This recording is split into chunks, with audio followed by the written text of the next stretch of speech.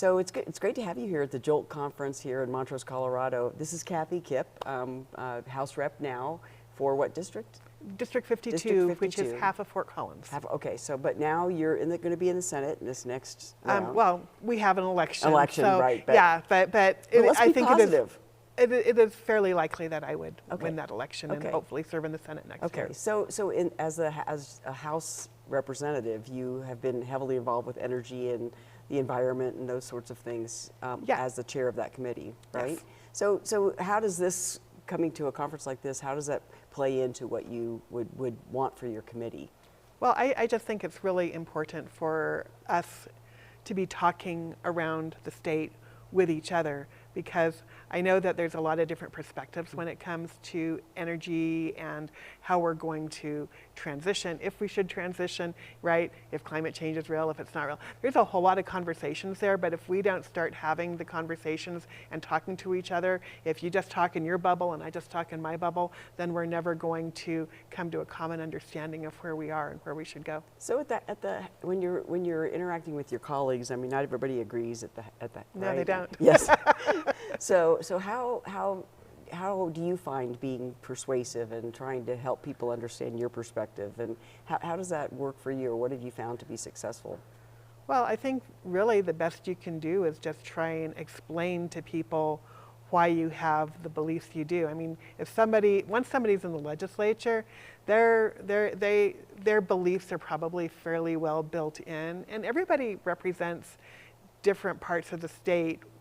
And we live in a very strange time where different people listen to different news, and a lot of times that forms their opinion. And I'm not going to say that everybody's news is accurate, but I think what we all have to do is just try our best to listen to one another. So if I explain my rationale, whether or not you agree with it, you at least know why I'm thinking what I'm thinking. So you've been here, it's half a day, the conference, we're at lunchtime now. What would be one or two things that you would take back to your colleagues to help them understand sort of what we've been talking about at this Jolt conference? Is there anything that comes to mind for you? Well, I think that since I've been here yesterday and today, actually, there's been a very strong emphasis and interest in people doing nuclear energy in the state as a way to get that base load on top of the wind and the solar. So I think that's a really interesting thing. So when Representative Lukens and Assistant Minority Leader Winter had their 1247 bill up last year, which basically included studies of various types of energy, including nuclear, for the northwest part of the state and for the southeast part of the state, it was a really interesting hearing, because you had people coming in sort of dead set on both sides. It's like, you can't approve this bill because it has nuclear energy in it. And then you had people say, but this is what we need to do to decarbonize, and this is a really good opportunity. And there wasn't a whole lot of people who were just sort of sitting there in the middle saying, wanting to listen. And so I think, I mean, it's a study bill. I think it's good because we need to go forward.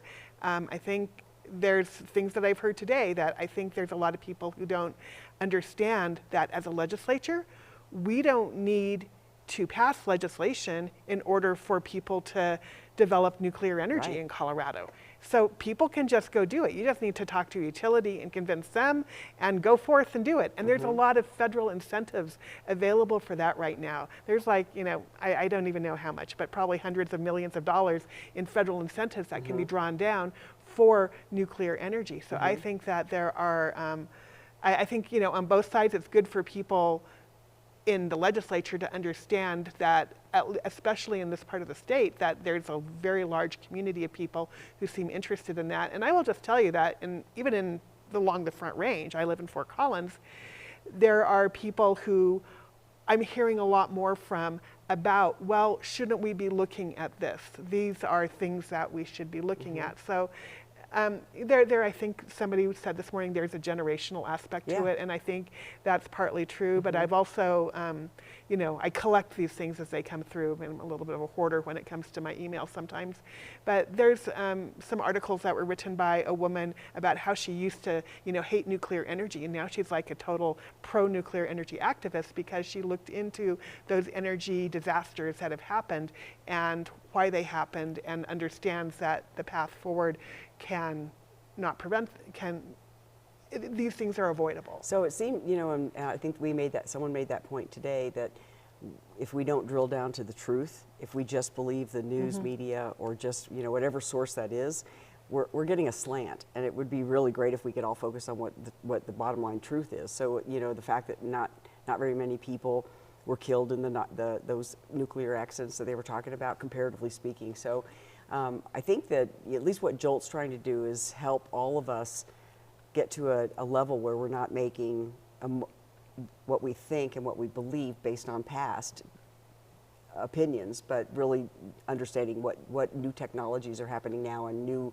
realities. So that's what we're trying to do, is just drill down to the facts.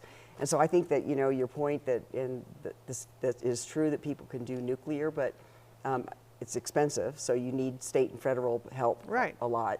And I think even in our state, we have a policy that we're looking at maybe skewed to renewables. And the one thing that I heard today that hit me, I hadn't thought about, was if you continue to use wind and solar, how much land do you take up? And as a county commissioner, I worry here because there's so much more development happening. And every time a piece of farmland goes away, then it takes us away from our agricultural roots. So I'm mindful of that, and how do we use that land for the energy when we could have a smaller footprint and have electricity for more people. Yeah, except, one of the things that you can do to help maintain your farmland is to put renewable energy on it, because you can do, the agrivoltaics that the gentleman was talking about this morning, or you can have, easily a ranch with windmills on it, right? Now, maybe you don't want to, that's a whole different thing, but there was a senator, I think she might have been from this area at one point, and I don't know, there's a whole podcast about that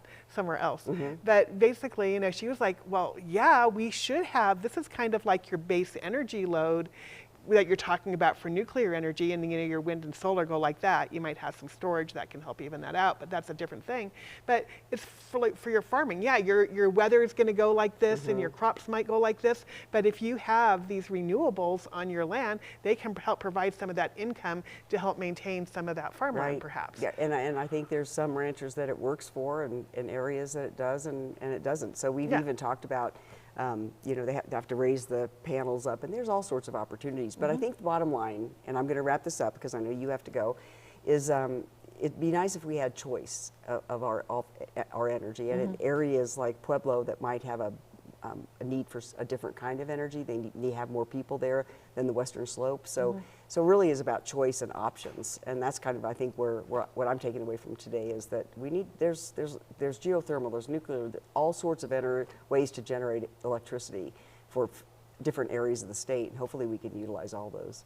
And I appreciate that. And as all due respect to your speakers this morning, I think that there is a lot of information out there that says we need to be working as hard as we can to eliminate burning fossil fuels, because burning fossil fuels, coal, natural gas, whatever it is making climate change worse. And so the less that we burn, the faster we can stop burning it.